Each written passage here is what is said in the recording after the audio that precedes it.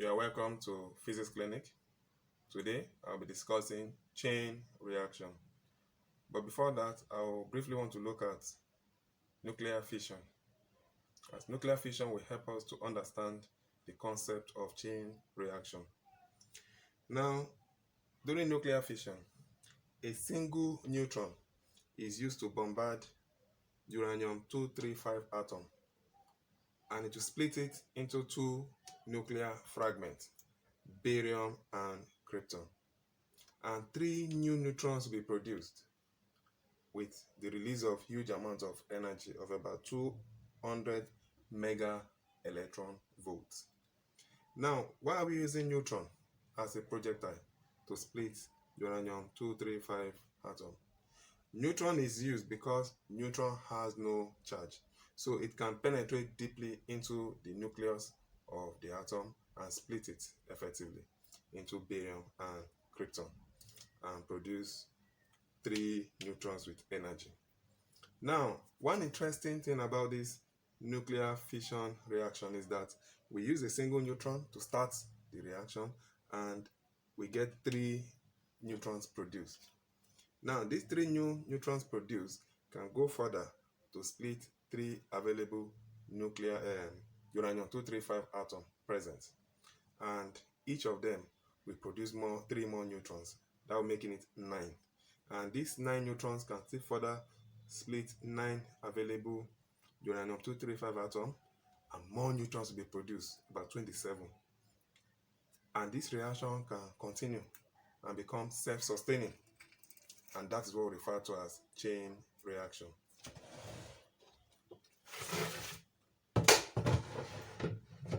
Chain reaction. The neutrons produced as a result of fission of a nucleus can cause further fission if they strike other nuclei. This rapid multiplication of a fission process by fissile neutrons is called chain reaction.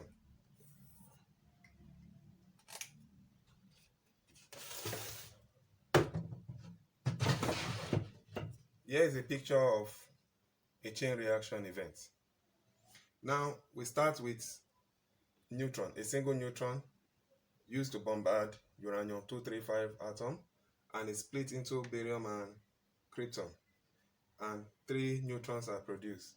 Now these three neutrons produced will go further to split three available uranium-235 atoms present, and they will also split into barium and krypton and produce 3 neutrons each, making it 9. Now these 9 neutrons will further split 9 available uranium-235 atom, and there will be production of more neutrons, about 27.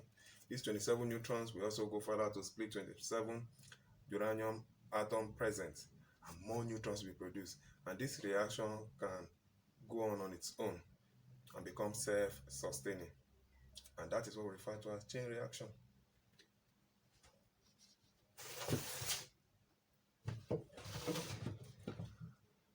What are the conditions necessary for chain reaction? There are actually 2. Number 1, the mass of the fissile material must exceed the critical mass. The fissile material here is uranium-235. So there's a minimum mass of uranium-235 that is required to initiate chain reaction.